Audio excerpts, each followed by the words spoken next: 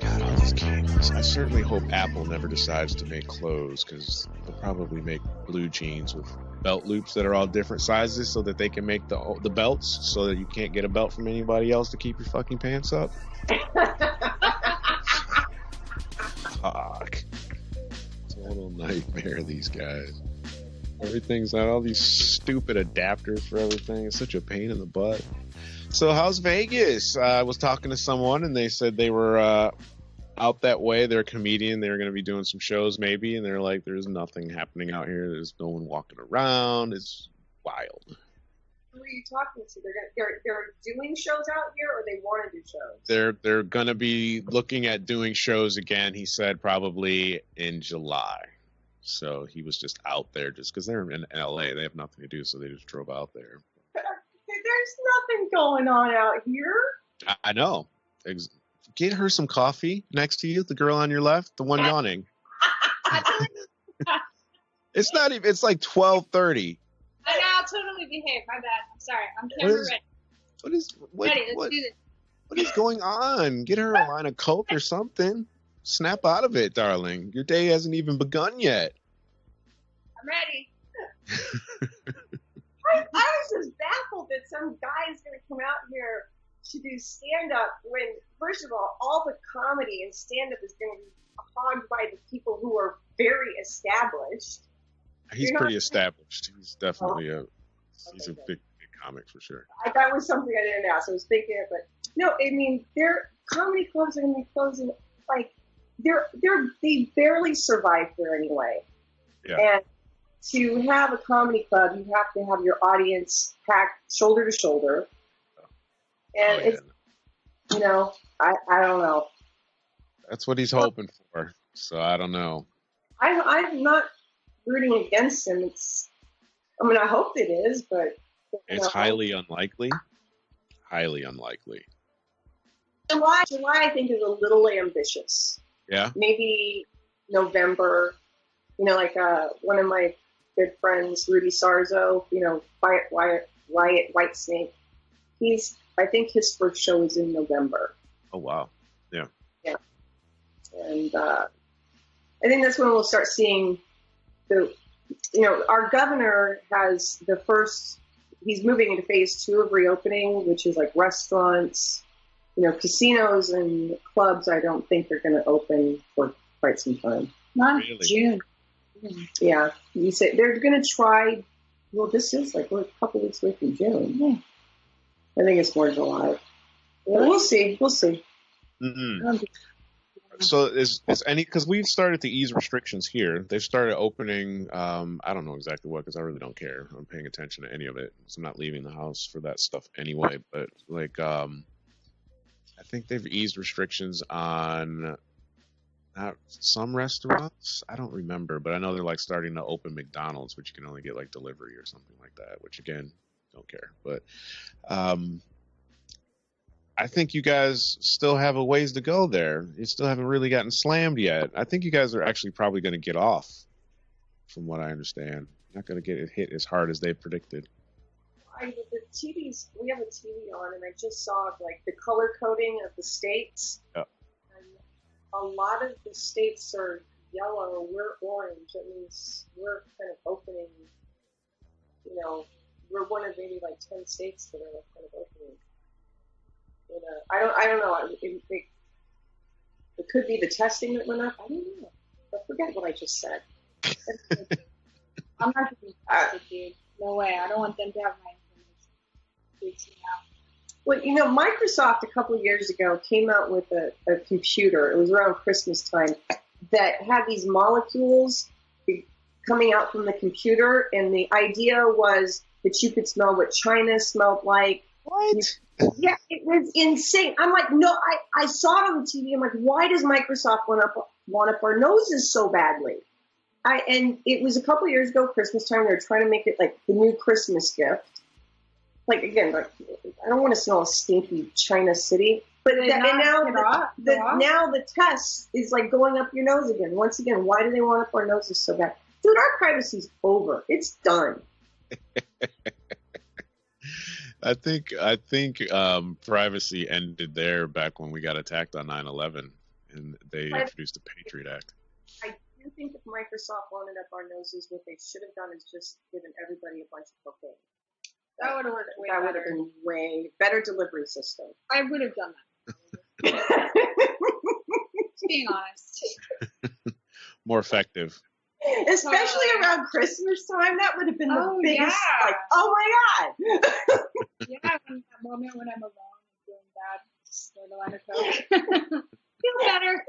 Yeah, my favorite thing to do around Christmas was like going to Beverly Hills, like department stores, and see like how many people were doing blow in the bathrooms. Wait, is that a thing? That's a thing? Yeah, it's a thing. And like you were driving down Wilshire, I see so many people just, in their car. Really? Oh yeah. They're like being all healthy. They're like, I'm gluten free, a vegan, but I will do some coke.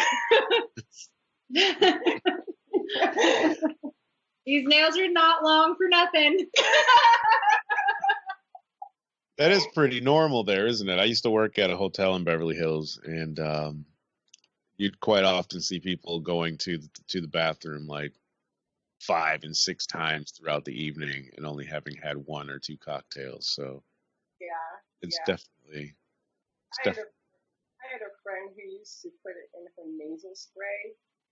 Really? Oh, yeah. She's serious. Yeah, she thought she was so sly about it. I'm like, dude, everybody knows. You're not being sly about it. It's like, I got hay fever in the middle of December. Okay, so you guys can get all snuggle bunny, and Sabrina's just going to end up with your corona, and it's going to be what it is. So, so I don't know what's going on back there because I really don't follow the news that much. Last I saw, the people in Michigan were going to the governor's office or whatever with their rifles and protesting being locked down and wanting to be let out of the house. So I don't understand what the rifles were needed for, but maybe you can shed some light on that because I know you're there. You guys are in the mix a bit more than me. These guys are dudes who couldn't get on the police department and were too chicken to join the military. So these are just, crazy guys who like to gun tote. It's like these peaceful protests aren't peaceful. I mean, it's intimidation with their rifles. I think this is becoming a free-for-all, like people with like the conspiracy theorists and like, oh, the government's going to do this. They're taking this opportunity to unleash their inner douchebag. And I mean, I don't understand either. Like, why the rifles? I don't know.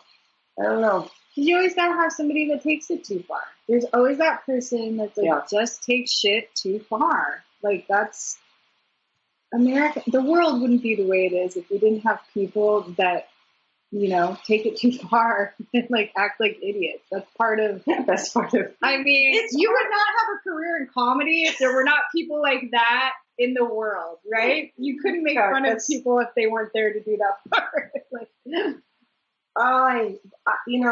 It's all these like Midwest, just from Iowa, corn-fed, like. I mean, there's a rifle. Oh yeah, they're. Sometimes I say they're very racist people, and if you say that to somebody in Las Vegas, California, like, oh no, people aren't racist. I'm like, dude, you haven't been in the Midwest or the South. Like, I don't understand. I think a lot of people just don't understand the. Is it that bad? I actually don't travel those parts myself, so I wouldn't know. She's too good for that. I hang out on the West Coast or the East Coast. I don't do the middle. Well, speaking as someone that was from or is from the Midwest, yeah, they're very racist there. They're racist. There's racism all over the place. It's probably worse in certain areas, obviously, especially the South. But God, there was a guy in San Diego that was at the Vaughn supermarket with a KKK hood on, going grocery shopping. So, how you guys got your mouths dropped? You haven't seen that shit? Yes, that was his mask. He put on a hood and went to the fucking market. So. He was just mentally unstable. Like, he didn't get his ass beat for doing that? Like, nobody slashed his tires or. It's culture, and he's from this place called Santee. It's San Diego. It's in San Diego. It's called Santee, California. There's so much Klan activity that they call it Klantee, California. Oh, really? I thought Idaho was where like the KKK and like the militia. Yeah, like some culture in Idaho. Like if you go there, like there's a good chance that like you won't see anybody that's not white. You know what I mean? Like, yeah, Idaho's a dangerous place. Well, I considered going up there, to be honest with you, a few years ago. This was before. She was trying to get away from all the brown people. She was like, I got to go to Idaho. The opposite. When I found out about it, I was like, oh, man, I don't want to go up there. That's kind of weird. Oh, yeah. I don't want to be stuck with some dude that has one of those, like, Confederate flag hats on with his gun. Would freak me out. Or the Trump flags on the back of his truck. Oh, I'd be so embarrassed. I'm undercover brown, and I become really brown in the summertime, and I'm trying to stay out of sun.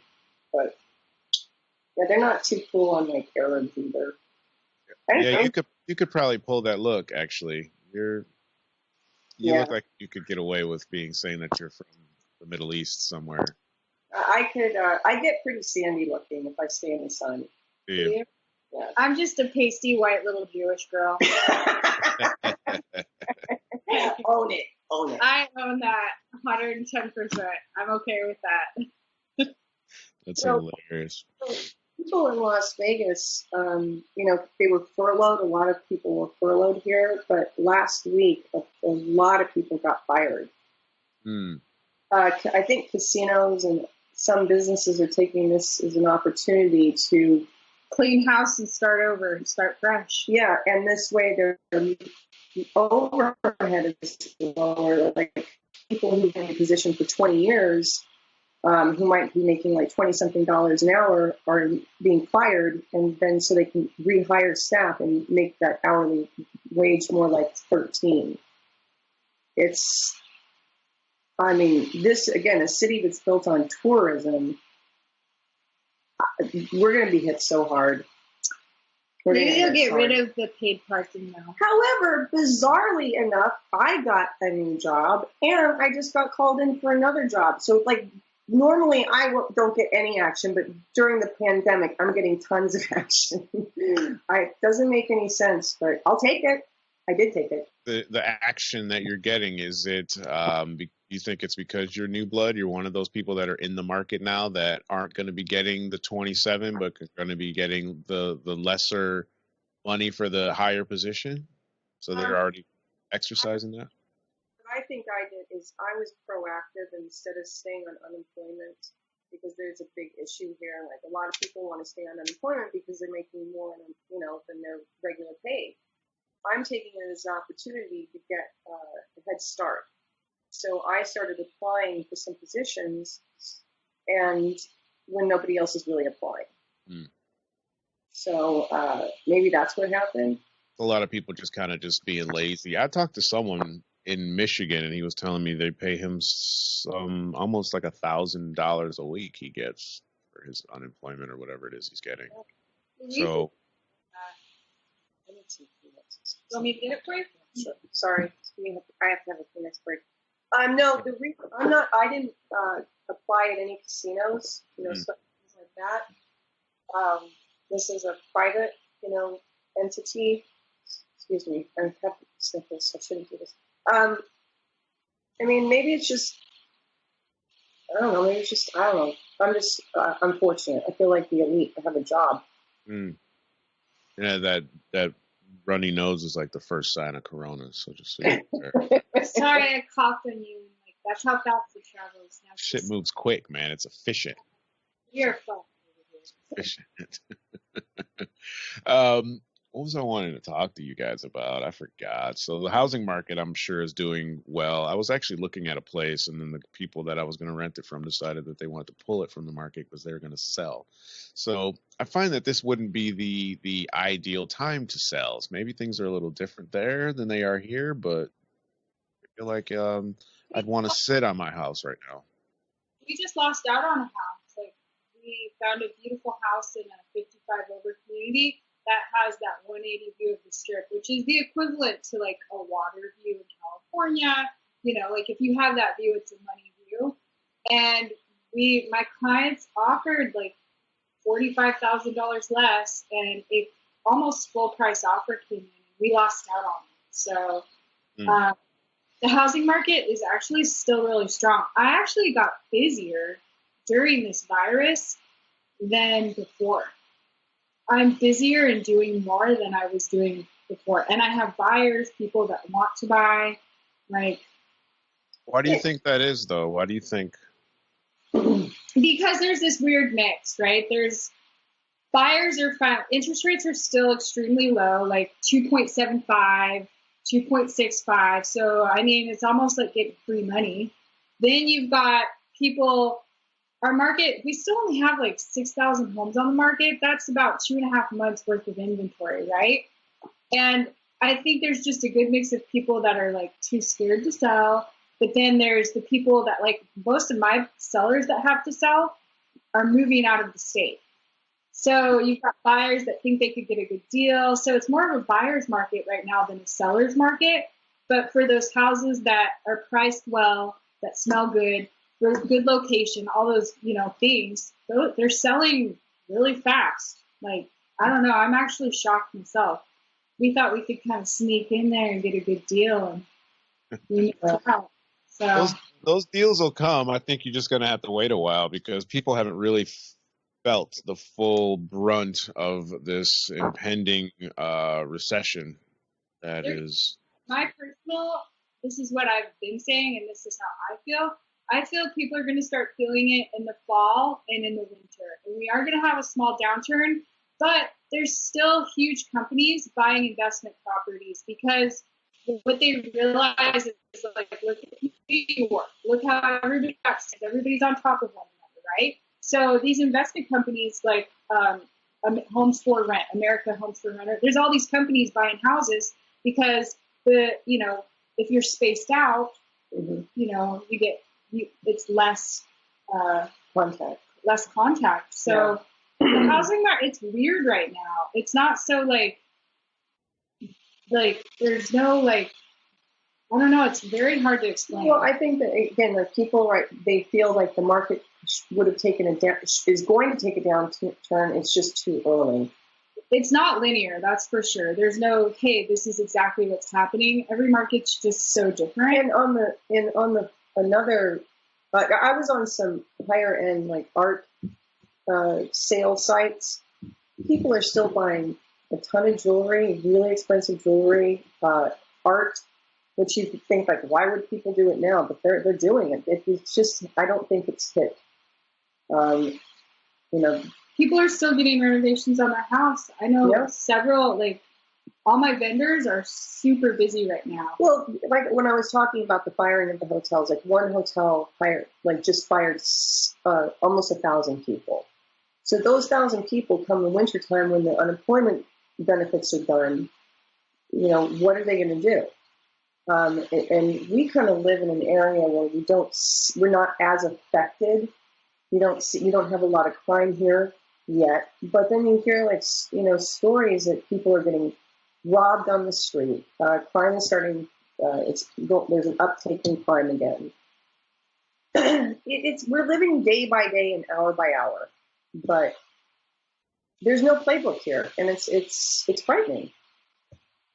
It's a little stressful, and you just try to keep happy. I'm in my own little bubble. See, I choose not to live in the fear. There's a lot of people, listen, there's moments where I feel it, but honestly, if I live in my own little bubble and I do not let it affect me and I just play it safe, like if I go out in public, I'm not a fanatic, but, I'm just not letting the fear get to me. It's just not going to happen. That's what saved my ass majorly. I'm just not letting it get to me.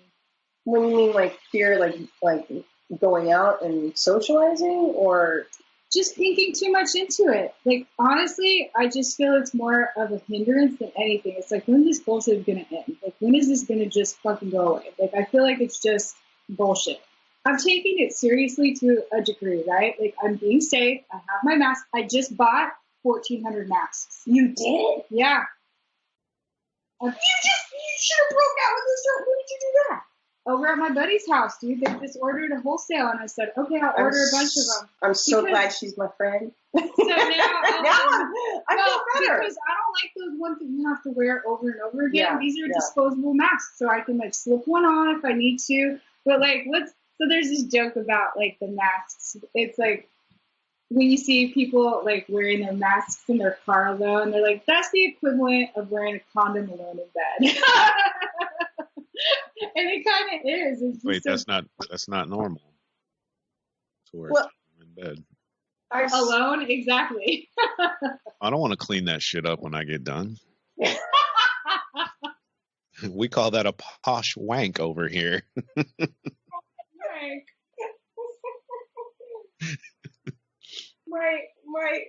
You do see a lot of people who have dirty masks. Do you? Yeah, it's like, you got to wash the mask. What's the point if you're not keep sterilized or just washed? It's horrible. Sabrina, can you move a little to your left? I think you're going to drop out of frame. Yeah, perfect. Thanks. I think the mask is going to be a permanent fixture for a while. I know they were talking about large gatherings here. If you're going to be in a large gathering, you have to wear the mask. If I saw online where a woman, this is so unbelievable and so American, it makes me sick. This woman and her family were in a Dollar Tree. Maybe you've seen this, I don't know. And I think it was her daughter didn't have her face mask on. So the security guard told her that she had to take the daughter out of the store. She wasn't going to be in a mask. The woman felt disrespected. She came back. I think her partner and someone else were out in the car. Essentially, they came back and they shot and killed the security guard because they were upset that he asked them to follow the government guidelines regarding wearing masks in public places. So the people in America, this sounds so shitty to say because I'm American and I'm over here, so it's kind of like when you quit smoking, you're like, you shouldn't be smoking. It's how I feel like I sound, and I don't mean to come across that way, but it seems like I was expecting this kind of shit because we got hit first, right? And I know they're like, don't leave the house. I literally just got another grocery delivery today. I don't even go to the market still. So we went through it before you guys, and because we're so close to Italy and we saw it happening, heavily and from a different perspective because your media is different than ours is, and they're not going to report it the same way. And I remember being told that, that we're going to have to lock down and so on and so forth. And I said, if they ever try to pull this in America, people are going to lose their collective minds because there's too many people in America to try and enforce this upon.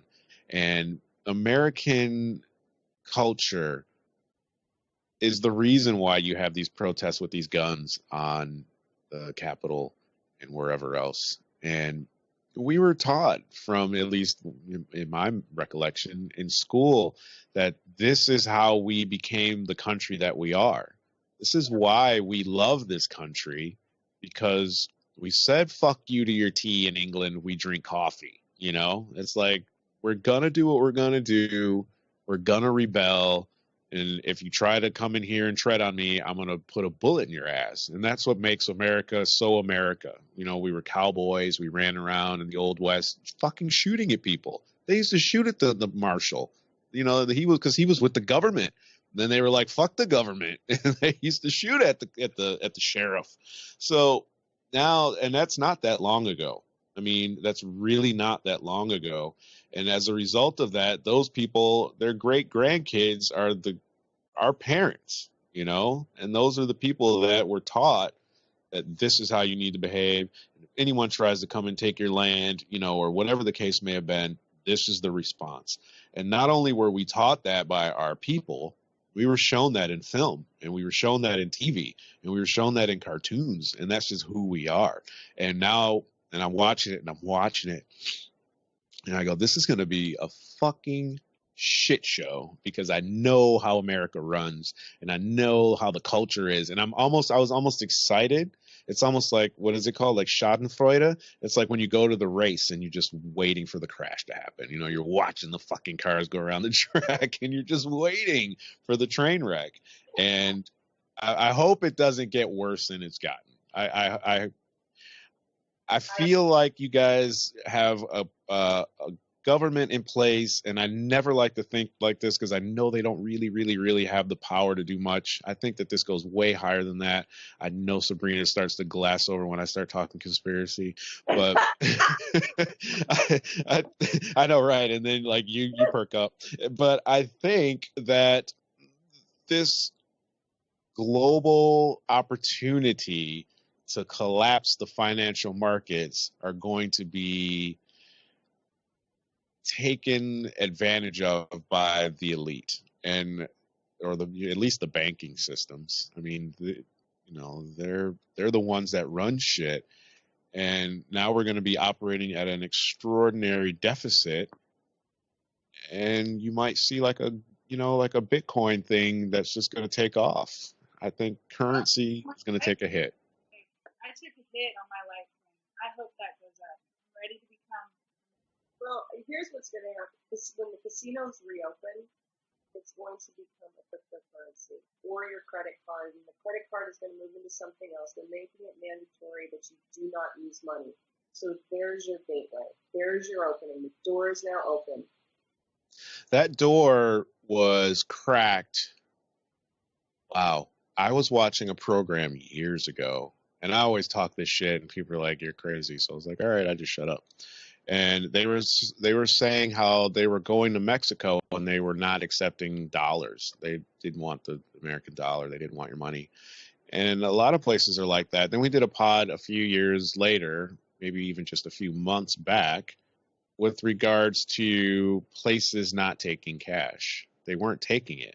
And the guy that I was doing the pod with, he's very old school, and he's like, "This is fucking bullshit, and I just want to pay $1 for my coffee, and why can't I pay?" You know, and I get that, but like something like 70+% of people don't have any cash on them, none. So that way is dead. We go to the trains in London, and I can put my watch on the thing, and it lets me through the gates. You know, I don't have to pull anything out, or or your phone, or whatever the case may be. So I think you're absolutely right. I think we're moving towards a microchip. I definitely see that happening. Sorry to shake your head, but it's something that I think is going to happen, because it's going to be too easy to have all your stuff here, and it's going to be necessary, in my opinion, to be able to verify that you've had your vaccine. Otherwise, you cannot come over to my facility. And it's not happening. It's an accelerated way to usher in the New World Order. Oh, God, if I could kiss you. She knows what's up. It's happening. I'm sorry, Red Hot, but it's happening. It's going to happen. The thing that I know, here's the thing. And I'm only drawing off history, and that's why they always say, know your history or else you're doomed to repeat it. And I'm not saying that you don't, but I'm just basing my assessment off of that. So like I said, we had 9/11, we got attacked. Everyone was freaked out because the normalcy bias was gone. We've never been attacked on American soil. This is why Americans think they're fucking invincible. They're Teflon, because everything always happens over here. So if you're pissed off at us, you're not going to make it all the way to America to have tanks driving down Main Street. You know, you can't do that. Wars are always fought over here. So when the corona hit, or same like Ebola, like we had an Ebola when I was still in the States, I think. And now I was here. But anyway, it happens over there. You know, it doesn't happen in America. We're not going to get it. We don't get touched. So now you're touched, right? Now you're in here with everybody in this soup. And 9/11 hits, and everyone freaks out because no shit like this has ever happened before. Even I was like, shit, where's my gun? Shit, I'm joining the military because I want to go fuck some people up for what they did. And they're like, you're too old. Fuck off. You know, just go sit on your porch. You're 30 years old. We don't need you. We got plenty of 18-year-olds over here doing this shit. So we were more than willing to let them usher in the Patriot Act. And now what happened with the NSA and Verizon? They went and they had all your text messages. They had all your phone calls. And people act like they forgot about that because we gave them the ability to snoop on all our shit in the name of national security because we were afraid that the nasty Muslim extremists were coming to blow us up, which was reasonable or a semi-rational thought. Now, the world is dying. I can go outside and breathe, and I can be fucking dead in 2 weeks. No one wants that. I don't think, anyway. I don't want it. So, regardless of what the situation is or isn't, you know, whether Bill Gates has something to do with this, which I absolutely think that guy does, they're doing it. They're operating with absolute impunity. They can do whatever the fuck they want to do because we are the slave race. We can do whatever we want, but they control all the shit. And they're showing us that now. They're like, watch this. Stay in the house or else you'll die. Watch people freak out. And everybody stayed in the fucking house. So now if you want to come out of the house, you have to have your vaccine. Because pharmaceutical companies aren't making pills right now. They're making fucking vaccines that are going to make these people billions of dollars, right? Billions of dollars. South Dakota, then. You don't have to have that vaccine if you move to South Dakota. It's like a tax haven, plus they voted against you don't have to have a vaccine. So I'll go hang out with my cowboy boots on and my cowboy hat and my gun in South Dakota with everybody. She looked good with the cowboy hat, didn't she? I see that. Cowboy hat on. So you go to South Dakota, and what needs to happen, in my opinion, and I'm jumping way ahead here, is the United States, in my opinion, is too big. And I've said this before, and I don't know if I've said it to you too before or not, but it's too fucking big. And Americans tend to want to do what they want to do. And we go to places, just like you said, that allow us to do what we want to do. So if I got a boyfriend and I want to marry this guy, I can't live in certain places. I have to go to certain places. If I want to smoke weed or go buy it and do whatever, just because I have to go to California, Colorado, whatever. I have to go to certain places to get that done. So if you break America up, because you guys do whatever you want to do anyway. I mean, it's like California's like, we're not going to enforce the immigration laws. Come on in, but it's just like a federal law. You can't come in here without, being legal. You can't just sneak in. You have to have documentation that says that it's okay for you to be here, but California doesn't give a shit. So if you break the country up, fine, you guys can have your rules over there, you can have your rules over there. But as far as not having the vaccine, just with the mess, I love the notion of you just being able to move, but you're not going to be able to get a driver's license without the vaccine. That's going to be the rule. You're not going to be able to renew your passport. You're not going to be able to come into my gym. Sorry, ma'am. Can you scan your chip before you come into the restaurant? Because we don't want you to give coronavirus to our patrons and our staff. Well, I have some friends who believe that they can, transcend the vaccine. Because I had a huge conversation. I'm still, I just laugh at her face. Shit you say. Anyway, your friend. Sorry, I'm listening. But my friends feel like they can transcend the vaccine. Like, they will take the vaccine because they feel like you do. Like, hey, I can't travel. I can't do this without having it. But they also feel that they can, with their spirit, they're very spiritual people. So they believe that through their, spirit, they're like that mind-body spirit connection, that they can actually overcome the vaccine and all the weird stuff that comes along with taking the vaccine. I'm not quite there. I don't want to take the vaccine. I don't think, and I'm also not going to be the one that just blindly takes the vaccine, especially the first trial. Can you imagine? They're doing this thing so hurriedly. I'm not taking a vaccine that they made in 5 months? Hell no. Like, count me out, bro. I'll wait till like the 3rd or 4th generation if I finally have to take it. Like, I'm not doing it right away. No way. Also the delivery system of the vaccine is going to be an issue because whether we believe this or not, you and I specifically, we're part of the richer people. And, and you, primarily United States is the richer countries. There's a lot of countries that are going to have the aerosol delivery, which the mercury alone in the vaccine can kill you. So then you're going to have a divide with the delivery system. I mean, no matter what we talk about, it's the death of everything. Like, it's going to be a disaster. I'm not going to take the first vaccine. But we're going to have the vaccines. Yeah, all our first responders, the people that are saving our lives, they're the ones taking that first dose. That's the part that sucks. Like, that pisses me off too. But they blindly believe, again, I respect all the people that have to take the vaccine and the first responders, but they don't want to lose their job. Yeah. Well, yeah, they have to take it in order to continue to work. You're going to have to take it too. I know I'm not trying to tell you what to do, but I'm trying to play devil's advocate here. You're not going to be able to show a house without having this vaccine.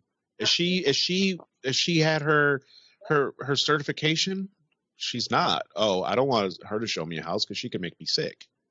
That's it. I'm living on a commune in the middle of nowhere where I can grow my own vegetables and have my own well and do my own thing, and I don't need a stupid vaccine. Nope. This shit should be happening anyway, because that's the direction that I think most of us should be going. I'm trying to find a text message that I sent to someone literally yesterday saying the exact same fucking thing. I was like, I need to get out of here. I need to be on a farm somewhere growing my own food and telling everyone to do one. But yeah, way to do it. Have my own village, my own food. Yeah. Okay. Then I'm gonna get the vaccine. Keep my ass here. I am not going. I'll write you a postcard. I love you, but I'm gonna go live on my commune with my like-minded people. I'm gonna eat fresh food and be out in the wilderness with all my hippie friends, doing shrooms, hanging out. You can stay here. Maybe you had me at shrooms. I was going to say, I was like, if she isn't coming then, what the fuck's wrong with your friend? What kind of company are you keeping, Jess? Jeez. I am an equal opportunist when it comes to friends. They're all shapes, sizes. We all have different thoughts, but I'll see you later, girl. Like, I'm gone. I'm not staying put here. That's the way it's going to be. Yeah, I think that's what's happening. I saw a Joe Rogan podcast. He had Elon Musk on, and they were talking about this, that, and the other. And Elon is an amazingly brilliant guy. It's really kind of cool the way this guy's brain works. And he was talking about these Neuralink.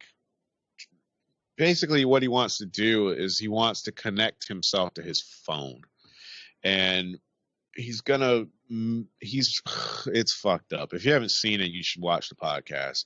He's essentially talking about, as humans, we probably won't be using our vocal cords to communicate with one another. Probably in about, he says 5 years, but he's saying that's probably a bit soon, maybe like 7, 8 years.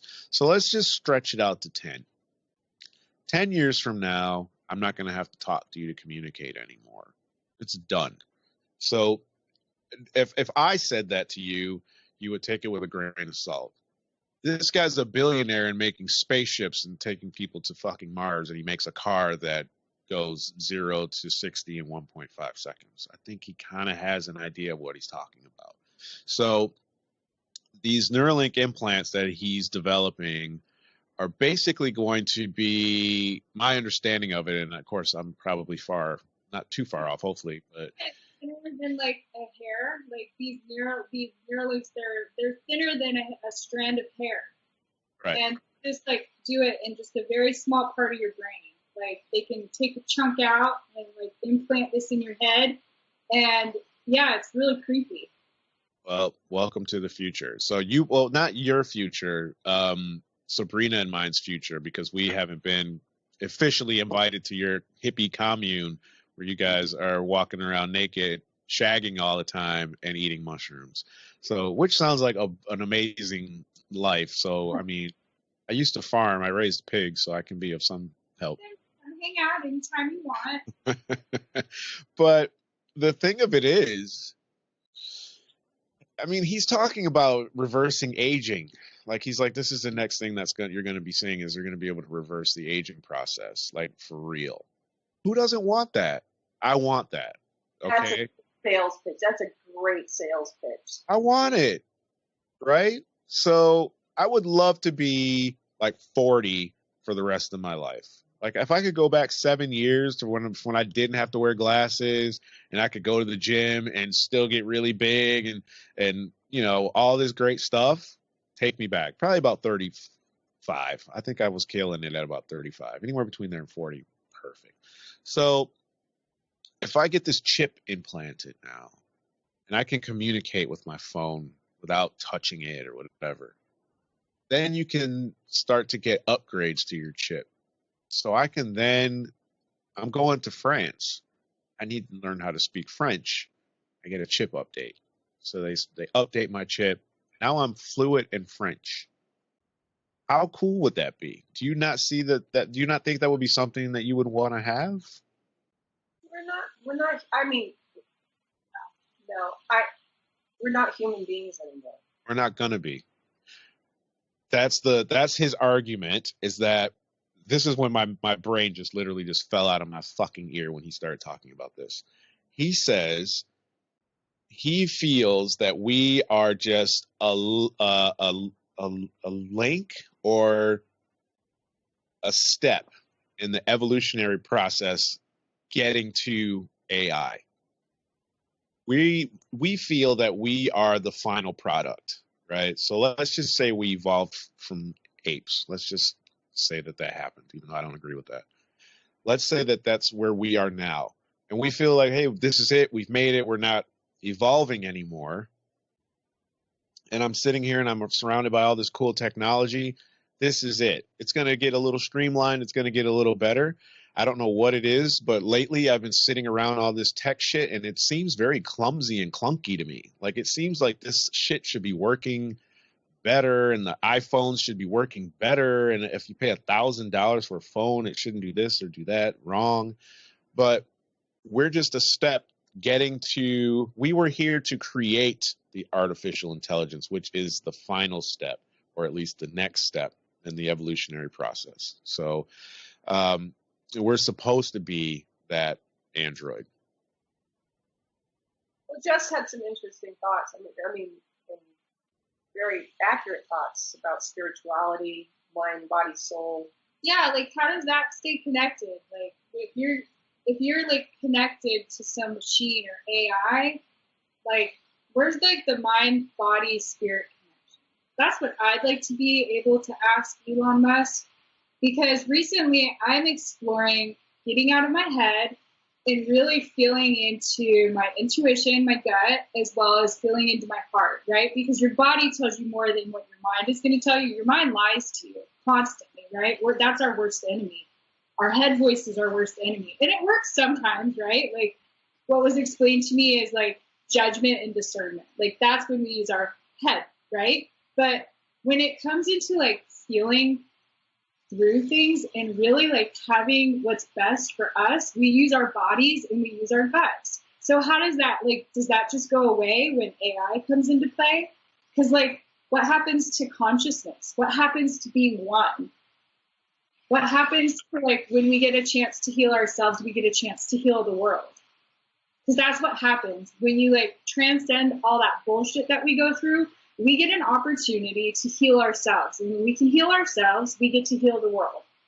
How does that piece fit into AI and being connected to AI? Do we lose all that? I don't know if we lose it or how it necessarily would work, but I don't think that I don't have an answer for that. I'm not going to just blag it. I don't know. Like, how do those two coincide? How is that a symbiotic relationship? I don't know. How does that work? I'd want to ask Elon Musk that. Like, where does spirituality come into play? Because spirituality is a big deal. It is a part of people's lives. There's a lot of people that aren't awake and that just live their life and are very limited. But there's a lot of people that are working really hard and doing the hard work to transcend a lot of those blocks that we've put up throughout our lives. I'm one of them. I'm constantly working on that. I'm doing a lot of hard work. And I don't know that it necessarily threatens me to think that AI and like having that relationship, but I just want to know like how that would fit in. Because I can't think that Elon Musk hasn't thought about that. It's going to just, there's no need for religion at that point. And also it's a way to power down people if you think about it. You're going to eliminate crime, you're going to eliminate the hardships, everybody's going to be brilliant. Or maybe some people will have certain capabilities depending on like your upgrade. I don't know, that's dangerous. A friend of mine who's a genius, literally a literal genius, he said Elon Musk is so dangerous and I don't think he realizes how dangerous he is. I think he does. He talks about it, actually. How dangerous he is? Yeah, he talks about it on Joe Rogan. He realizes how dangerous AI is. And I don't know, I think that's his MO, to sit there and talk about it and say, oh, it's so dangerous. I'm aware of it. But yeah, I'm still going to do it. Right? Yeah, it's kind of like, what is it, cyber, what was the Terminator? Cyber, whatever the hell it was called. Yeah, I think it's very similar. I think he's fully aware of what it's capable of, and he definitely says that he feels that it's going to be an issue for us. But it's going to be more of an issue for us once, like you said, where does the consciousness go? These robots or androids or whatever, these artificial intelligent beings will start to develop. Once they start to build and be able to communicate amongst themselves is when we have to worry, because, in my opinion, it'll understand that the biggest problem to the planet is us. We're the things that are polluting the airs or killing, the atmosphere, the environment, and they're not efficient ones on the planet. I was watching something yesterday. It was in Indonesia. We were doing a podcast and someone brought it up, so I looked it up. They have these robotic dogs that are running around these parks in Indonesia, monitoring people to make sure that they're social distancing.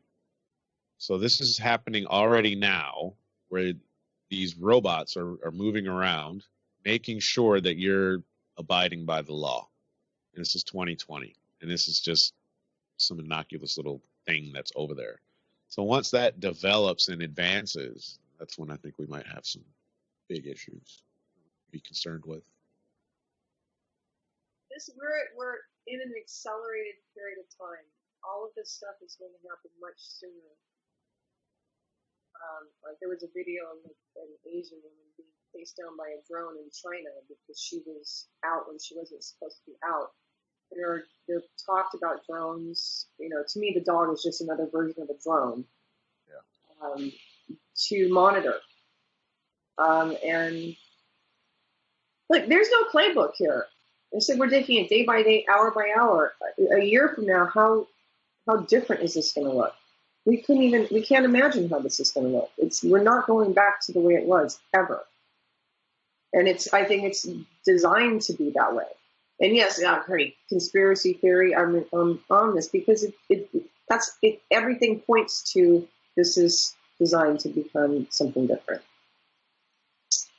Yeah, it has to be, doesn't it? Because we were spitballing some theories around the other day, and I said like 4 years ago that the reason that they I don't want to upset you guys if you're Republicans or whatever, but my opinion was that they put Trump into the office, and in my opinion has always been that people are put in the office. They're definitely selected and not elected, but they put him in the office so that he could do all kinds of fuck shit. because Trump doesn't care. You know he doesn't care. He doesn't give a shit because Trump's rich. He's a billionaire. So what happens?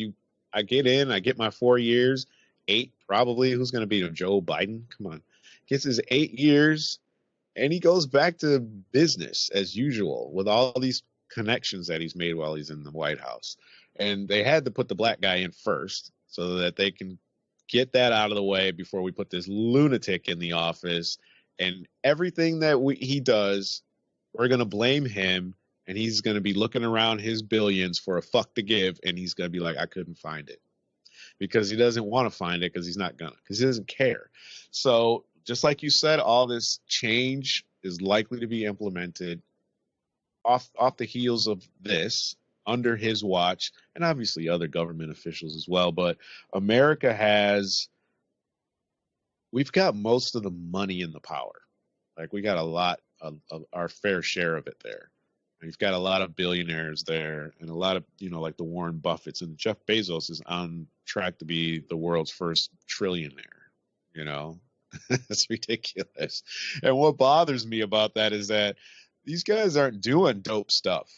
What would the world be like if you had all these billionaires, like really mega billionaires, and they were doing like dope shit with it other than making fucking Facebook and, war or whatever else Warren Buffett is doing with his money? It's like, we could have such a cool place if they weren't so busy just trying to take the money. And you can like Elon or you can hate Elon, but what he's doing is making the world extraordinarily different. And there's a whole bunch of people that could probably be doing a lot of the same stuff, in my opinion. We are so greedy. And what's going on with the government stimulus? Like, people, what I'm saying is I don't blame these billionaires and trillionaires or Jeff Bezos, these billionaires, because we are people, all human. People are inherently greedy. Not everyone, but the majority of people are. Trying to scam the money from the government. The loans that are going out to small businesses, those funds are being misappropriated. I hear everybody who works for a company, a boss, they won't give them certain money, or they're using the money to do something else, not pay the employees. So it's human nature. And we don't. I don't blame them, because it's just our nature. Is where really the thought. I agree. I think culturally it exists more where you are than where I am, and I think that was probably one of the allures to living over here. Is when I started dating women. Like, my first European girlfriend was from Germany, and her mindset about money and just things were so completely different than American women. And I was attracted to that. And they're very much in the family here. It's like, if you even thought about letting your kids live with you until they're almost 30 back home, it was like, there's something wrong with both of you. Here, they will make you stay home until you've got enough money saved up so that you can go buy a house. Do not leave this house until you can go buy your own. Fuck renting, don't do that. And that makes so much sense. It's so smart. Get on the property ladder as soon as you can. That's something that's not instilled in us. It's like, you're 18, get out, go to university or join the military or get a job. Those are your options. Or you stay home and you pay rent or whatever, but you're not going to just be at home. And it's different. People that, like, the kids that stay home until they're 30 and 35, like, they don't operate very well in society anyway. They're kind of weird. Right.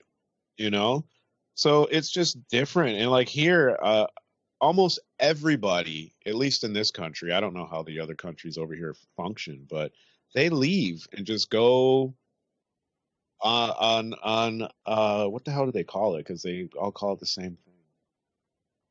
Essentially, they just travel. They travel and they leave for like months. Like, they're just like a gap year, like yeah, a lot of, but even sometimes when they're older, it's like they'll just be older. When I used to work at Apple, I had this guy that Apple would hire and bring in to work with me over the Christmas holidays because it would be really busy. I was the only one in the store at my own store. And he's in his late 20s. He's probably 30s now, actually. But he just left. He's traveled around Eastern Asia, and then he went over to South America. He was gone for like 8 months.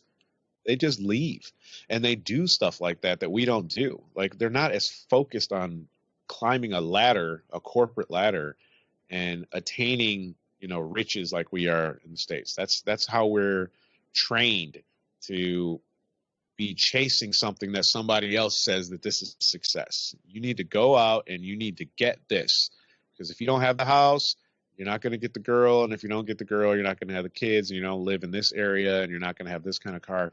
They don't give a shit about that stuff over here, which is it's just different. It's just different culturally. But I think, like you said, I think we're in for a big change, and we'll see what happens. But I mean, I've asked 3 people this, and all of them gave me the same answer. We were talking about when this virus kicked in, and we were doing a podcast in early March, right? This was the last pod we did in the studio before I couldn't have anybody here anymore. And I was saying that I was pissed off because this was the year that we were supposed to see the aliens. Like, they were going to give us the fucking aliens this year, and you guys ruined it by hoarding toilet paper. They found out you guys can't function, when there's an emergency. Everyone freaked out and started buying toilet paper and fucking, pasta. And you're not ready. So I asked someone yesterday, day before, what did you think about that UFO footage that the Pentagon put out? What are you talking about? Yeah. My face lit up when you said that. Nobody cared about it. Nobody. It was so anticlimactic for anybody that's like into that. We were kind of excited about it. I was, but half the people don't even know. The biggest shit I've seen in 47 years on this earth. The government is like, we're going to declassify some shit. They're fucking UFOs. And we're like, okay, so I need some face masks and some toilet paper. And I'm like, wait a minute. What the fuck? How are you? What? Fuck the toilet paper. They're coming. I put it on my Facebook. I go, we're at home fattening up for the harvest, eating all kinds of food, and nobody gave a crap. Not one comment. I think I got one. I got one. I didn't even put that on there. I had like 2 or 3 of the videos up. Nobody cared. Don't give a shit. And it said the Pentagon declassified it. Nobody cared. Yeah. I guess. Go ahead. I mean, of course, it's ludicrous to think that there's not life out other than us. Do you believe, Vaughn? No. No? No. I believe. I worked with this lady for a while. The guy I worked with in real estate. Dude, her husband got abducted when he was really young, up in like northern Nevada or something. His parents and him, they just don't remember a whole year of his life. Like, just gone. And to this day, he's super affected. Do you know, can you contact that guy? Like, could you get him on a podcast? He wouldn't. No, he's very, very shy, and like he won't go on. But he has a fascination. He's a metal fabricator, and he makes spaceships. Like the one that like he was abducted by. But his story, I wish I could remember the whole story. I should ask her or him to tell it to me again. Audio. You couldn't get him on audio only, even if he's not on camera. Get him on the phone. Oh, I'd have to ask. I'd have to ask her. But his story is legit. Like, literally, he doesn't remember celebrating a birthday. His parents do not remember that year. It's like it just never existed for him.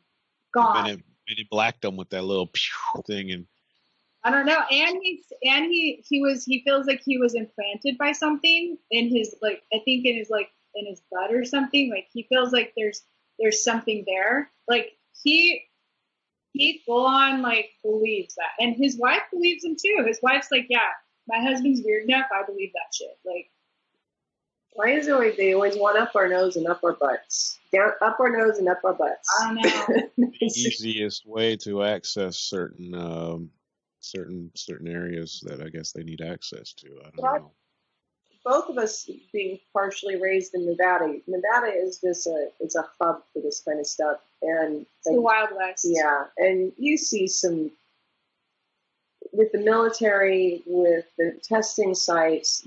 It's kind of just a part of life here.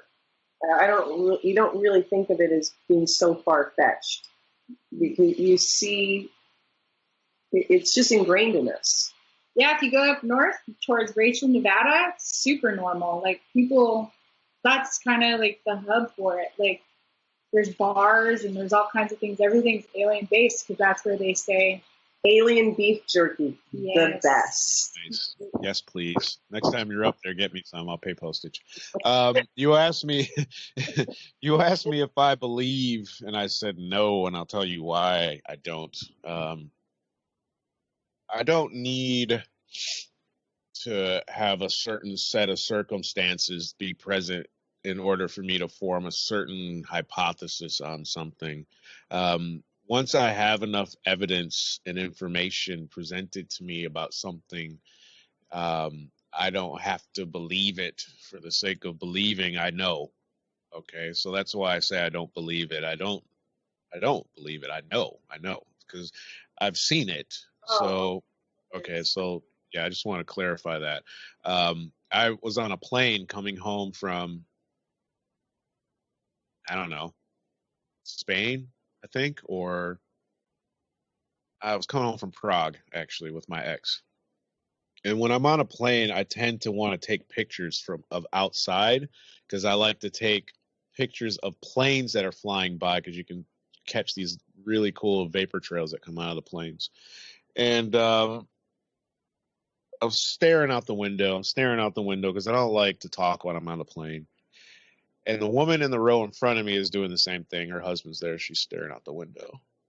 So I look out the window, and I mean for like an hour. I'm just glued to the window because there's nothing to see inside here. I don't want to miss anything.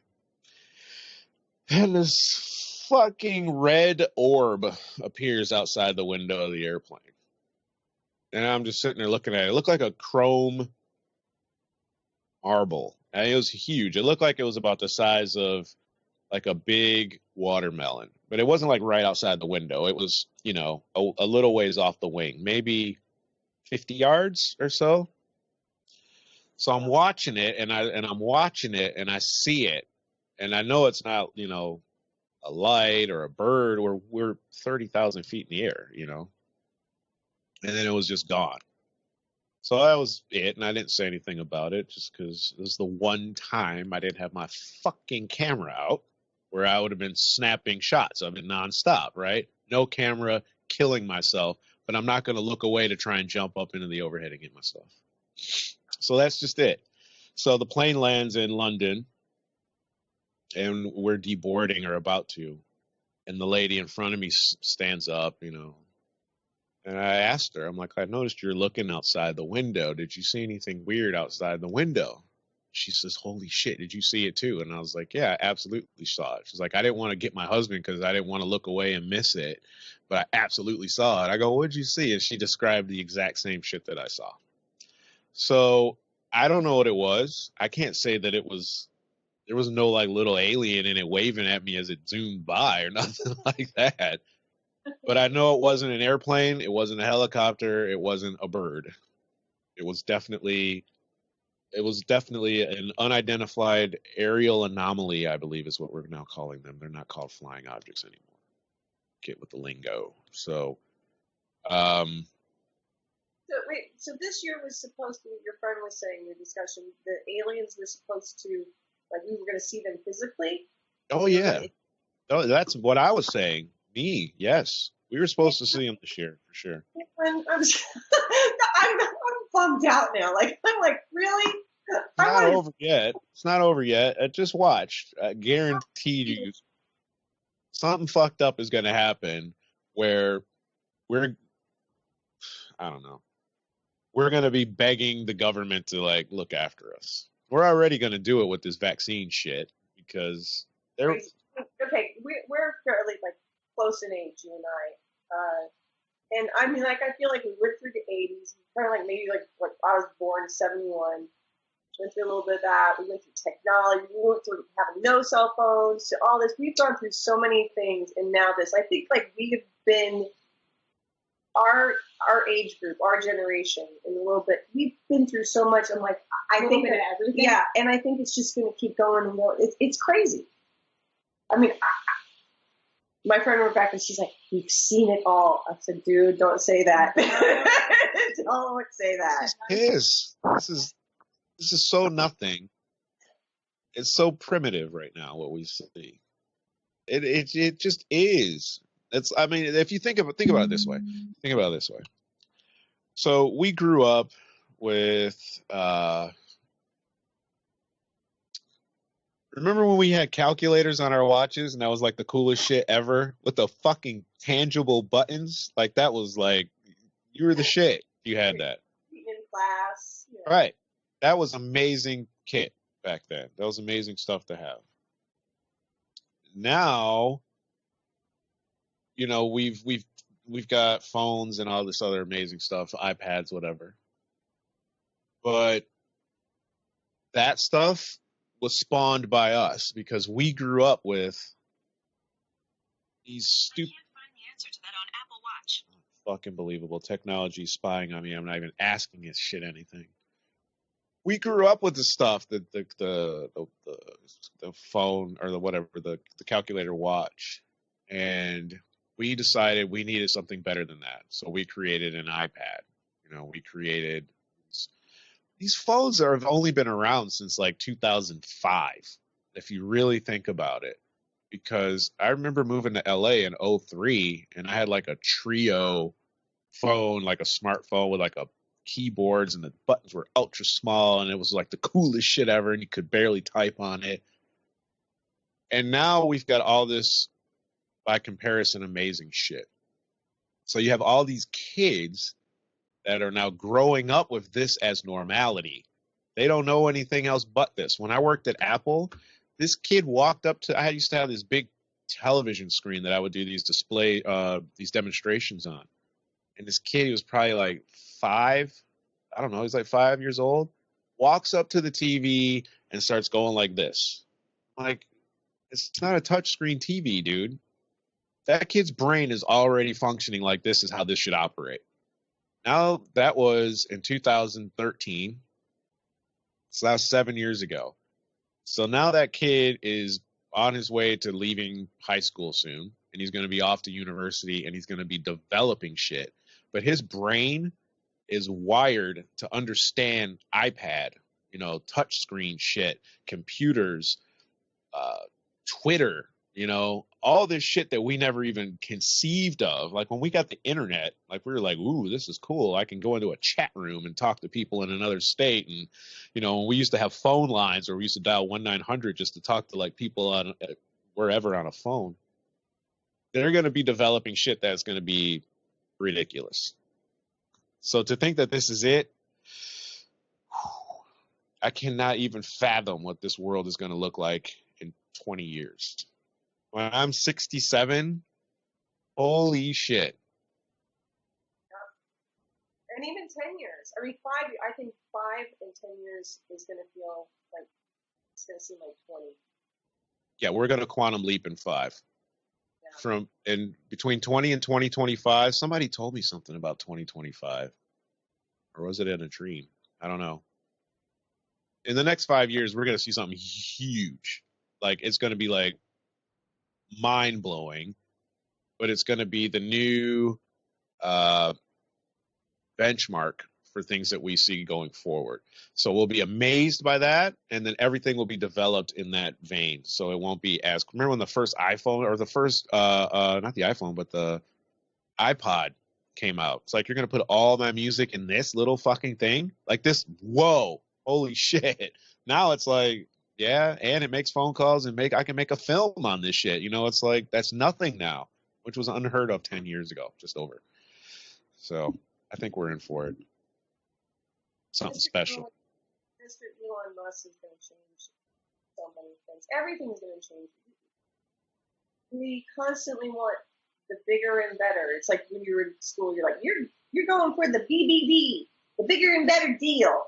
I was thinking of something else. Sorry. Oh my God. Just got that? I was like, Sabrina. Well, I'm not a pervert like you, so my brain doesn't immediately go to that. Gutter brain. Took us from spaceships to Pornhub in a matter of a sentence.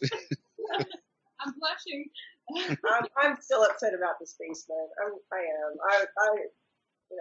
The dudes flying the planes is what killed me. They're like, check this out! I got them on lock. They were so excited. Oh yeah. I think they've seen that stuff for years. They just don't talk about it because they don't want to. I'm still vibing that she's on the I'm BBC. still laughing about the BBC. That was awesome. You stepped right into that one, man. We just want bigger and better all the time. Okay, I'm gonna. Are you sure? Bigger and better. I've got mine, so I'm cool. Reversion and binders.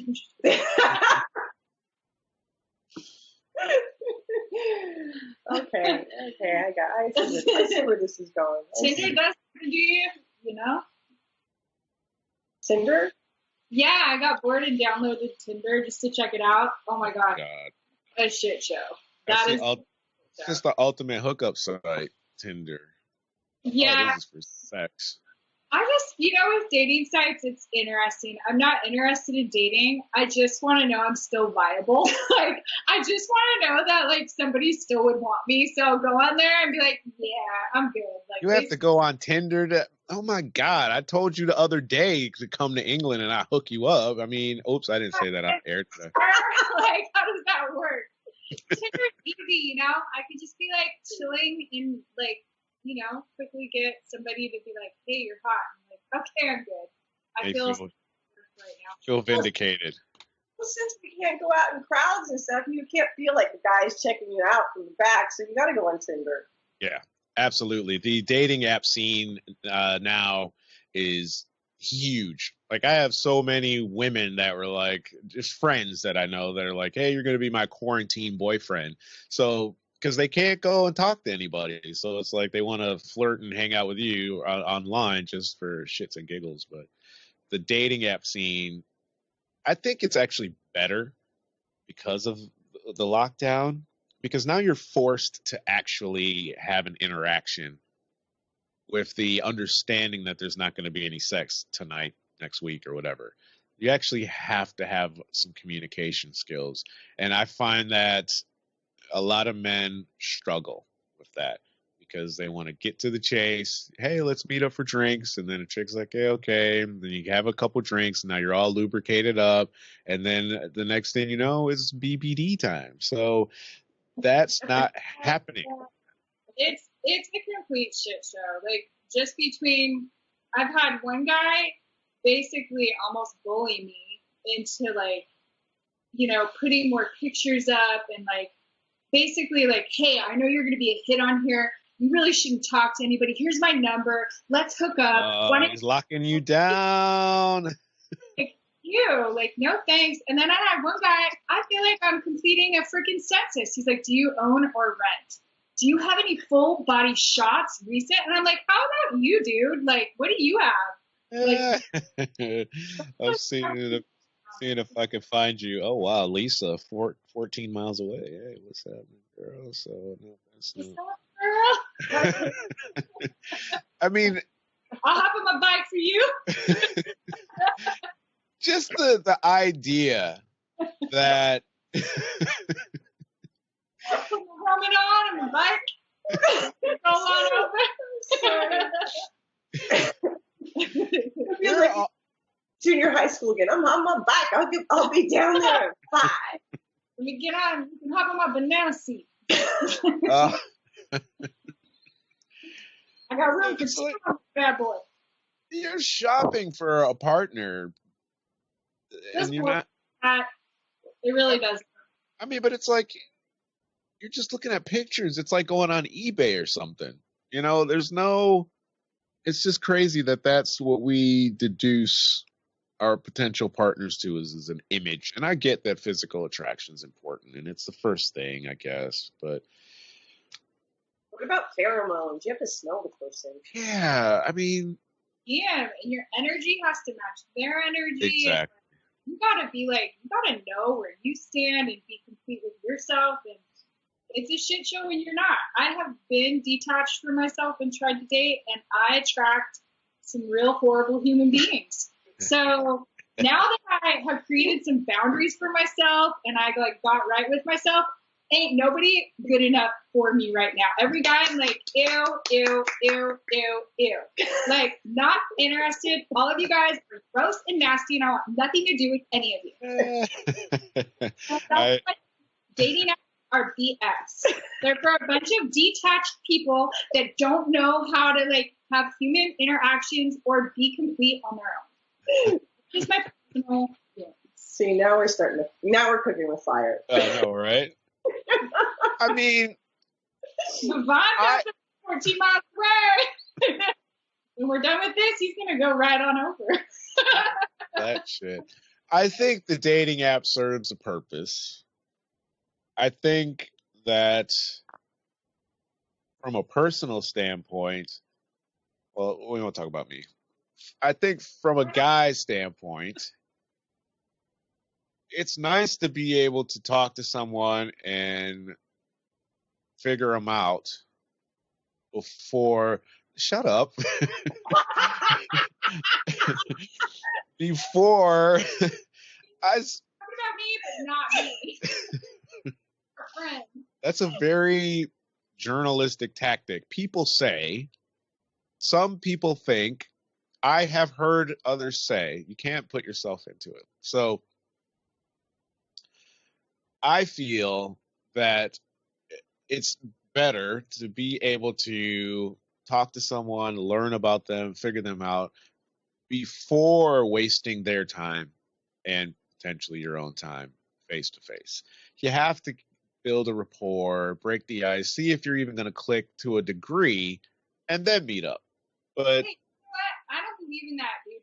I met some guy from Canada, dude. Like, me and him hella connected. Like, I thought, oh, this is for sure. Like, he's a lawyer. He checked all those boxes. He had long curly hair. I thought he was just the bomb, right? Like, yeah, that's exactly. Well, you know what?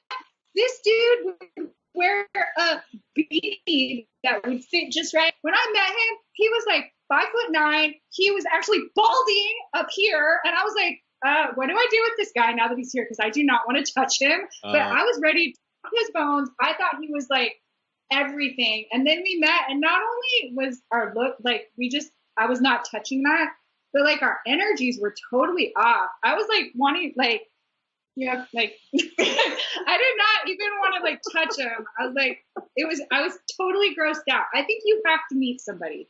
No, I agree. But I think the point the broader point that I was getting to is because of what happened to you.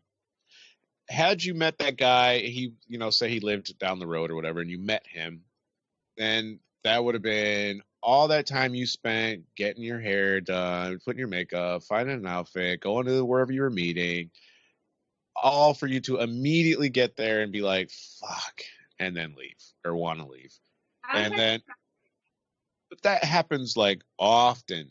So, and I'm not, to be honest with you, I've actually now, if I meet, well, I haven't done it lately, but when I used to meet people, if I knew immediately it wasn't going to go anywhere, the pleasantries went out the window. I would literally just say, you know what? I'm not interested. I'm going to go. I will save you the money and the time. I'm going to get up and leave now. Jess is the kind of chick that would be like, all right, let's figure this out. I'm not really into you. And this date's going to cost probably about $50. We have desserts, about 65. And we're going to go to a movie after, unless you're cheap. So then it's going to cost you, say, at least $150 for the night. So why don't you just give me $75 and we call it a night. And then she leaves. That's who Jess is. So yeah, I'm just kidding. She wouldn't say it. I would never do that. Listen, spending time with somebody is like a love language, right? Like being able to spend time with somebody, whether it's a friend, family, or a romantic partner. If I can't enjoy somebody's time, like, why do you want to spend, like, that's wasteful. Like, you can have your week, you can have all that. I'm not interested. If you aren't dynamic and somebody fun I can talk to and we can laugh and have a good time, not interested. But I think that's where the dating app becomes advantageous for the guy. Because now I can talk to however many women without leaving my house and then figure out, oh, well, good thing I didn't try and meet up with her, or this person is only out for sex, or, you know, whatever the case may be. I can figure all that out from home now instead of taking a shower, shaving my beard, putting on some deodorant, you know, putting on hymns on my balls to make myself all fresh, whatever I'm doing. I don't have to do any of that. I can sit here, like right now, I don't even have pants on and you don't even know that. You see what I'm saying? So it's like, I'm comfortable. The whole internet does. I don't believe that. I believe you have pants on. You want to pull the headphones out if I back up any further. Otherwise, I'd show you. So my point is that it's convenient to an extent. I completely agree with you. I had an energy healer on my podcast. I do a different podcast last week, and we were talking about sharing energy and how it's important when you are in a certain situation with certain people. Sometimes you can just be around that person and it's just great to be around them, and you don't even have to say anything. You know, it doesn't need to be a load of conversation. I just like being with certain people. Like I have 2 friends like that, and actually I lent one money and now we're not friends anymore because she never paid me back. But yeah, mistake. So, but I can hang out with this friend of mine, and it's just brilliant. Like we would drive to Ohio and, you know, and it was just so much fun to be around that person. Like we have great energy together. Like our chemistry together is great. And so, yeah, that's important. I definitely agree with you in that respect. But I'm just saying that I think it's nice to have that ability to just kind of weed out the suckers without you having to get all gussied up and going out of the house. That's all. I agree. Plus, it's easier too for some people are socially awkward. I do a lot of shit from home because I don't like to work for anybody else if I don't have to. And I help men build their dating profiles. This is why I'm championing this shit so hard, because I'm really okay, I'll hear your motive. I'm rooting for you guys out there. I want you to win. Look at these 2 ladies in front of me. One's taking, the other one's hating all you guys because you're shit. So somebody got it right. I just want somebody dynamic, and that to me means I have to be dynamic. And so I'm working on healing myself and being like, I'm just now enjoying my own company. I'm just now realizing like I don't need to abandon myself just to go hang out with anybody. Like I really want to attract somebody that is worth my time. And I don't know what that looks like because I'm still enjoying being by myself. Like last night, some guy was trying to hit me up. He's my repair dude for like fixing my microwaves and shit. No. And like, yeah, he was like, hey, can I come over? And I was like, no, you may not come over. Come over. Wow. He just wants to come over and hang out. And I'm like, it's 9:00 at night. You're harshing my mellow right now. Like, I'm enjoying being by myself, hanging out with my dog, watching TV. Did she just do a Paul Shore phrase? You're harsh. She did. Yes. She did. I'm not hating on guys. I just think collectively, both men and women are just like, there's so much trash out there. What? Hold on a second. We need to back the truck up. Just a few steps, darling. How did the kitchen appliance repair guy get to the point where he could just casually call you up and say, how you doing? Vaughn, I played it small, dude. I am rebuilding my relationship with myself as well as... No. You're fucking avoiding my question. That's not what I asked you. I'll tell you what happened. I've had this happen. He's come over to like, okay, I'll definitely admit my part. He's come over to fix my juicer for me. A fuse went out and I was like on a juicing fast. So he was quick to want to come over and help me. And I paid the dude to come over and fix it for me. It's not like I just like, oh, can you come and fix it for me?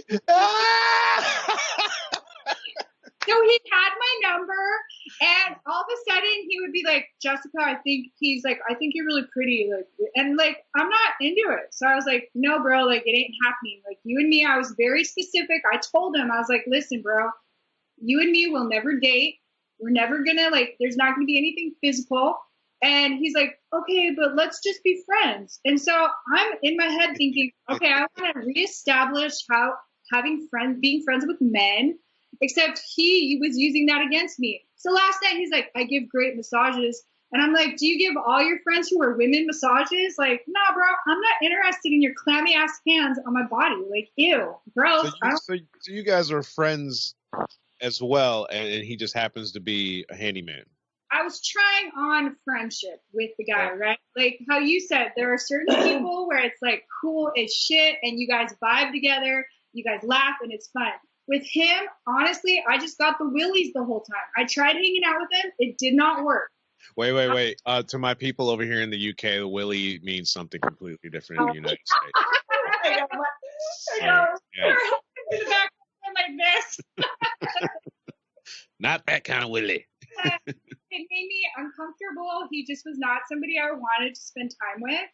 And I should have just been more upfront and said, listen, I'm not interested in spending any time with you other than professionally when I need you to come and help my clients. I had a moving guy do this to me. I was helping my ex-husband move last summer, and the guy, one of the moving guys, after we were done, he said, would you meet me on the other side of the pod? No! Yeah, the pod? Yeah, the moving pod. Wow. Oh, ew. He watches way too much Pornhub, dude. I see. He goes, you know what? Then he's asking like the third time. I'm like, hold on a second. I'll be right back. I walked in the house, shut it, never came back out.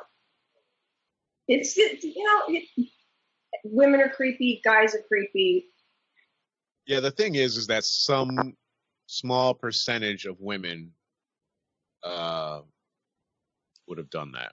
So some guys just feel they have to shoot their shot. I've learned at a very young age, guys are odds players. If you say it to enough people, one of them's going to say yes. So you just have to be that number that goes no. That's boundaries. Oh, I have tons of boundaries. I need to have like boundaries in place. It's just taken like a lot of time. Anytime a guy says, do you want a massage? That's when you shut up. Well, yes. Yeah, I mean, this is like ever since the first time I slept with my husband, I have never gotten a massage after. Really? Yeah. he retired that shit quick. And the massage was always like. That was always my go-to in high school. I had a girlfriend. She was my girlfriend, though. She was my girlfriend. So it wasn't like I was just randomly giving out massages. But whenever I wanted to score, I was like, I had a hard day at work. I know when I'm approached by any man, 80% of the time it's just bullshit. Oh, yes. More than that. Oh, I was going to say 90. It's probably more like 98. Oh, yeah. 95. There's a guy who was on Facebook who said, like, hey, aren't you, like, he was going to go to one of my shows. He said, oh, aren't you excited to meet me? I'm like, no, why would I be excited? It's such an awkward question. You're just opening the door for me to be mean. Because why would I be excited to meet you? And I mentioned, I'm like, okay, when I mentioned my husband, he said, oh, do you have an open relationship? No, you motherfucker, I don't have an open relationship. What is wrong with you? He's got to try the water out, man. You've got to see. The thing of it is with guys, and not all of us are smart enough or in tune with other people well enough to be able to ascertain how to approach them.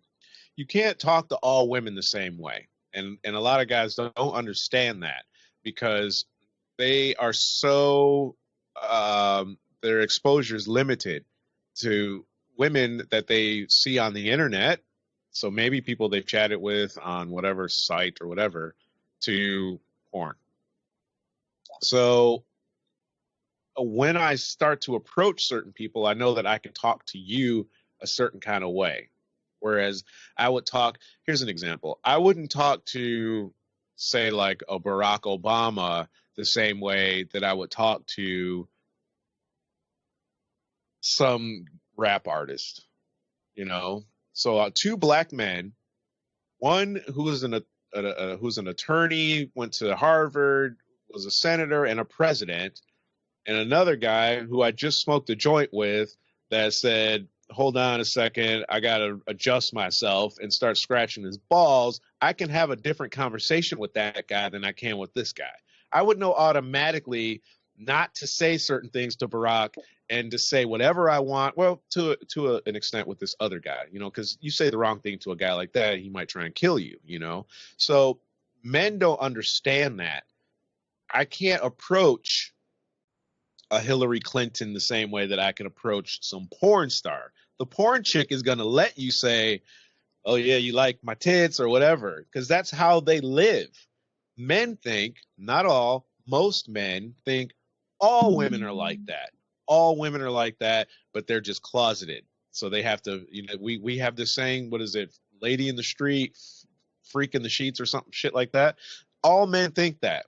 Not all, but that's just how we Streets a freak in the sheets. Yeah, that's how we think. So it's like, oh, okay, you're playing hard to get, you know, and it's like, no, fuck off is what you're really thinking. But we're thinking, yeah, you want these nuts, you know, and they're like, no, I don't. Get away from me. But we just think, oh, I saw in this one film, just keep trying. She'll finally acquiesce to my demands. And that's why guys come over to give you a massage. They come over, they want to fix your juicer. And then they fucking call you, and you're like, oh, let's see what Jess with the fucking mess is doing tonight. And all she can do is say no. What if she says yes? Right? My house is on lockdown. That's how guys operate. It's by the numbers. It's, you know, being born in Vegas, you understand that very well. It's a number city, and guys operate by numbers. Jess, energy. How tall are you, Jess? I'm 5'8". Oh wow, you're on the taller side of the game, so to speak. Okay. There's so many short dudes. So many, so many dudes. I'm like, come and sit on my lap, baby. Let me burp you. Hold on. My ex-wife was 5'11". She's taller than I am. Woo-hoo. Quite a bit, and she used to wear heels all the time. Actually, I was like, please put on heels. So she would be like 6'3" in heels. That was great. As long as you can own it and like be comfortable. I didn't give a shit. And guys are weird about it. Or if they have smaller hands than me, I can't do that. I got big ass hands. Fucking massive. I had a boss tell me, he's like, you got some big ass mitts. You used to fight or something? I'm like, I got big hands. Would you be with a chick that was like, hey, honey, and like with her big ass hands, would you be like, this is weird? What do you mean? Hey, honey, what do you mean? Okay, so if you were with a woman that was like 6 foot and had big ass hands, would you be okay with that? I would expect her hands to be a bit larger if she was 6 feet tall, but it depends on big what? What if they were bigger than your hands? That'll freak you out a little bit. Don't lie. I think I would probably. I don't find it attractive. I don't think it would freak me out. It's just like I don't want a woman's hands to be, because I got some pretty. I used to play piano, and my hands are pretty fucking big. So I don't think it's sexy. So I probably wouldn't find it as attractive. A man who has littler hands than me, can't do it. No, I don't have small hands, so. But I got a big tongue too, so it's. I just went in the gutter. That wasn't me this time. What did she say? You said I don't have small hands, and she went like this. I wasn't thinking about him. I was thinking about my husband's hands, and I went, hard. really, it's not the hands being big that makes that correlates to the size of man's member. It's really if you find a guy that's got big fingers. I know. That's the guy that's got big dick. See, I know. I've got, yeah. You see my. I have amazing dick dart. I walk in the grocery store down the aisle. I calculate your hair texture, your skin tone, the sparkle in your eye, and I got it down. And it is always about the fingers and the shape of the fingers. You look at this finger and you go, that is what the unit looks like. You need to do a class on this term. And I am. Yeah, because big sense. Because my hands are big, but my fingers are slender. Look how small my thumbs are small. So don't get too excited over there. Because if I had big fat hands, then I would have cared less if I had to pull the headphones out, and I would have stood right up, and you would have seen, what the fuck's going on. But have you seen that meme? Everybody it's like a picture, and you think it's like a picture of something, but it's this like big black dude with like. Oh, he's dead. That's not cool. I can't believe that shit's still circulating. It's still happening. There's a comic who gave him money during the coronavirus. It might have been Segura. Yeah, okay. So yeah, he's like, this poor guy has been circulated through the corovirus, and who's taking care of him? He's got a shirt. He's got a T-shirt that says "Wash your hands" with the guy's face on it that he sells. He sells on merchmethod.com or whatever the fuck the website is. Yeah. Yeah, that guy's pretty popular. What happens was they got a hold of his wife or widow, and they didn't know at the time because they were trying to find out about this picture and who this guy was. And I think maybe she contacted the show or something. And she's like, oh, yeah, he died a couple years ago or whatever. But I had no idea. I'm so mad. You're like, oh. We feel bad for the guy and his penis that's been circulating. Right. That's why he raised the money. That's why he raised the money for her because of that. The shirt. I want one of those shirts, but they're sold out. Like, you can't even get a shirt with the guy's face on it. They're all sold out. So, well. Oh, So, Jess, fat fingers, fat thumbs. Okay, that's what you want to look out for. It's not always the case because there's, tall, skinny guys that, packing this shit in their pants. Or Persians. I don't know nothing about ethnicities or nothing like that. How about somebody with an amazing mind? That's what I would like.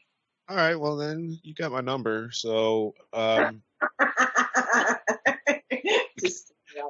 we could talk offline. You don't mind these little ass thumbs, but like I said, my tongue is fucking that shit's huge. That shit goes to work, girl. And that's another theory. That's another theory that you need to look out for too. If you ever meet a guy that is like obsessed with eating pussy, that guy has got no dick at all. So if they talk about it a lot, that's usually the case that they don't have a good dick game. At least that's what I've been told. Obviously, I don't know from experience, but. Yeah, no, that's true because it's like they want to take the focus off of that. Yeah. Or a guy that wants to get you to fall in love with him before he has sex with you because he knows his dick is trash. I want to fall in love with somebody's mind. What do they call that? A sapiosexual. I want somebody that can like keep up with me when I'm like, I don't want somebody that I can't talk to. I want somebody that I can have conversations with and like that wants to read and that wants to like learn and never stop learning. I don't want just the physical. Well, yeah, I mean that's the goal, but I know I'm just start somewhere. Physical because that's all everybody talks about when they're single. It's like I'm done with it. I'm like shut off right now when it comes to that. I want somebody to blow me away with their mind. What if they were short and really smart? Do they have a lot of money? You American.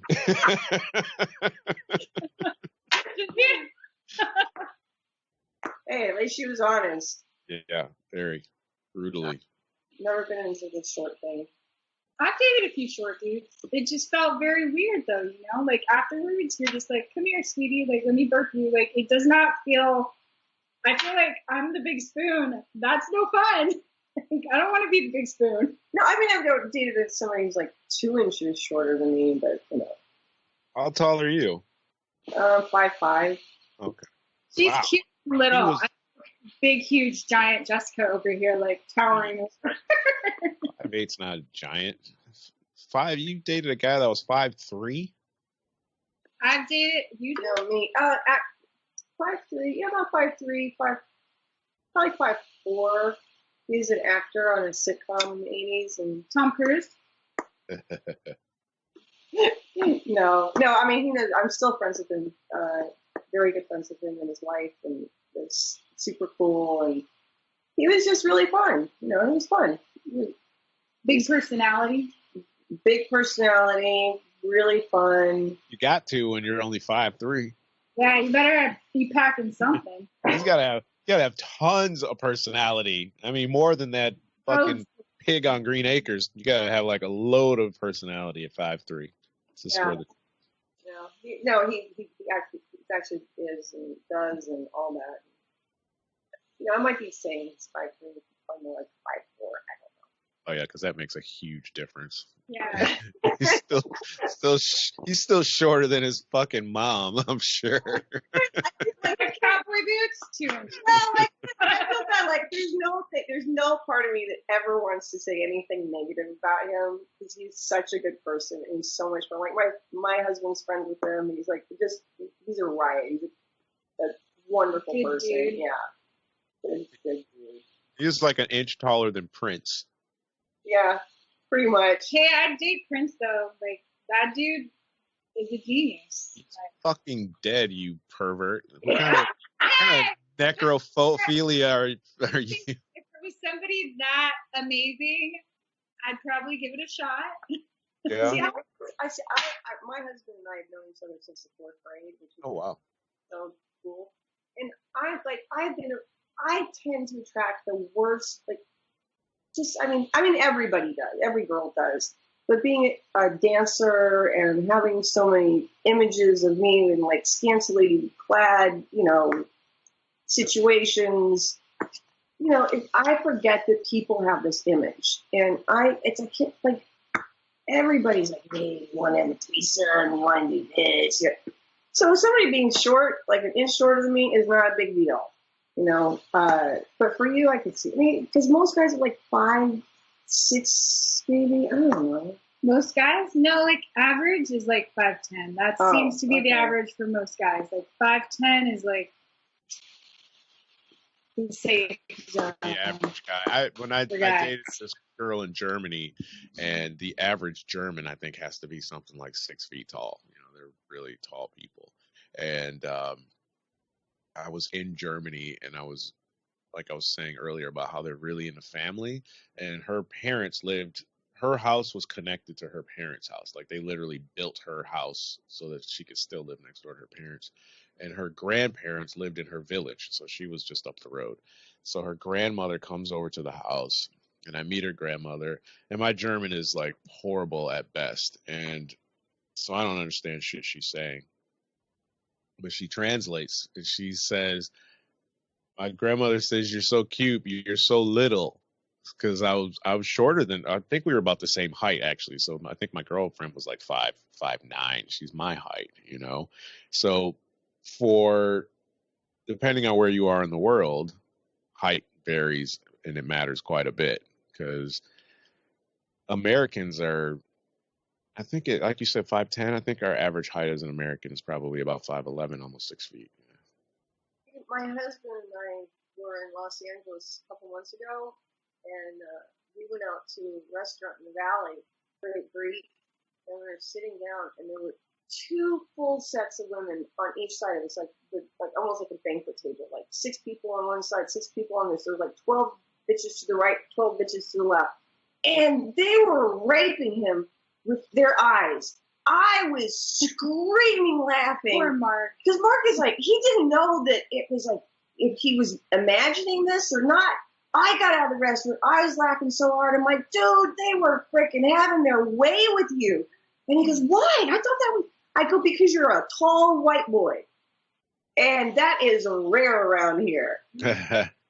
Oh, it was so much fun for me to watch. Mm. It does, but that's height means something. In Los Angeles, you have a bunch of little, like, tiny little dudes for the most part. And chicks. Like, everybody's itty bitty. The girls, however, I think the girls are a little taller because you do have a lot of models, a lot of women who are married to richer guys. You know, like here, I think people are really small. Really? But the average woman here is much shorter than the average woman in Los Angeles.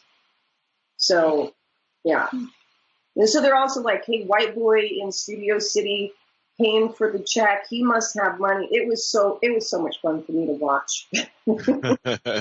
The average height for a woman is 5'7". 5'4" in Nevada.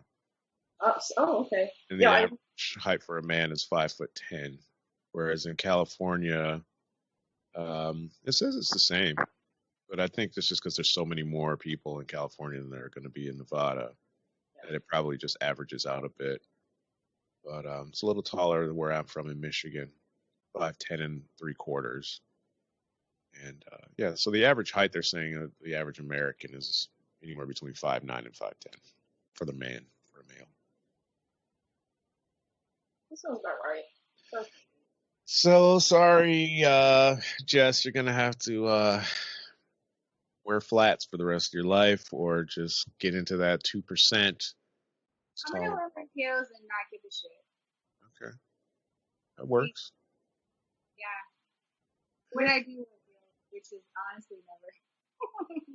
I can't. I'm supposed to wear heels. I'm done. My time with heels. Yeah. Done. I'm just gonna wear my like running shoes. Wear what?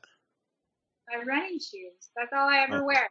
My tenny. Like I don't really, unless I have to show a house or something. I crammed my feet into so many high heels. They were like Barbie. They deformed your feet. I had bad for your feet. I had Barbie feet. All my feet always looked like this. Really? Yeah. Yeah. No thanks. Yeah. I can't even do it right now. I have my Oprah shoes, like you put them on and like, you sit down and they look cute on you, but then if you have to go anywhere, you put on your like flats. Oh, I have my Oprah shoes. Carrying an extra pair of shoes in your bags. That's cool. We have to wrap this up. We are going on almost 2 hours, which is amazing. I like you. We're having a social distancing birthday picnic for me today. Really? Yes. Yeah. Lovely. It's lovely. Prosecco. I saw this cafe in Germany. I do this little 2-minute news thing on Instagram. I haven't done it in a couple of days because the news has been boring as shit. But they had this. I'll see if I could show it to you without sharing my entire screen, because God, you don't want to see all this shit on my screen. I got a brilliant email the other day. It said, you need to pay attention to this email if you don't want your life destroyed. I know your password. Did you get one of those? I get them all the time, and I was like, I don't care. Who gives a shit? Okay, you have a video of me. Okay, release it. I know, right? I was like, cool. I've been looking for that shit forever, man. She was hot. Let's see it, So this, I'm assuming that you guys can see this. Hold on, wait. There, it says start sharing. Can you see that? Yeah. Yeah. This is a cafe in Germany where if you want to eat here, they make you wear pool noodles on your head to exercise social distancing. I would wear that.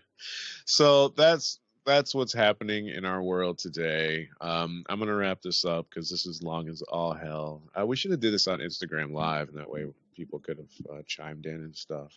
Actually, yeah, that's actually a good idea.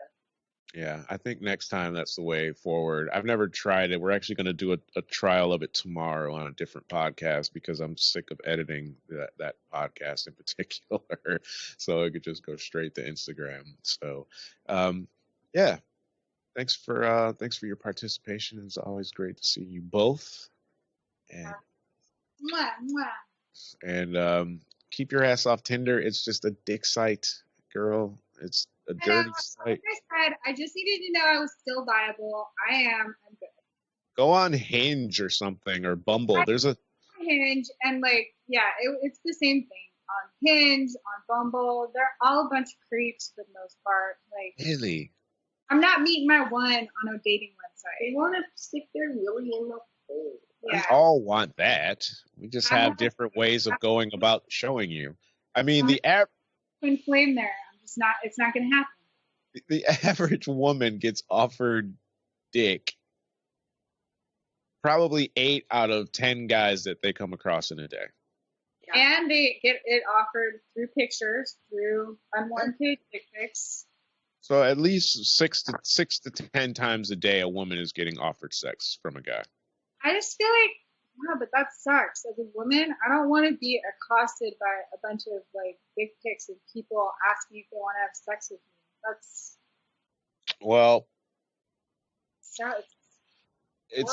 it's a woman's fault, and I'll tell you why I feel that way. Oh, no, but go ahead, because I will fucking let's go. We can't. We have to save it for next time. And I'm taking my hair down. Let's go. I'm just saying. So no. I roll. Right? All right, I'll shut up. I won't say anything. Wait, while you're ahead. I think that we found a topic that both of us spark up to. Yeah. Well, I was just gonna say, we were breastfed by women as children, and for you to think that we're not going to now somehow obsess over tits as adult men, you've got to be fucking kidding me. You put them in our mouths from birth. Suck on these titties. Yeah, we're breastfed. There's not a bunch of women running around obsessed with other women's titties. Because you're not a fucking lesbian either, are you? Thank you. That is a weak-ass excuse. Don't try to deny the fact. If my husband was not breastfed, and he still has the same fixation. Boobies. In our brains, yes, we are predisposed to be attracted to your tits because that's where the food source is. It's a primal instinct for us to gravitate to your breast. That's why the nipple's darker, so we can find it as a baby. That's there's it's built into the biology of the woman to attract to that. It's our fault. So it's all your fault. So it's all our fault that we can't control how God or nature or whatever made us. Yeah. Well. Okay. Just saying. For next, we'll save it for later. Yeah.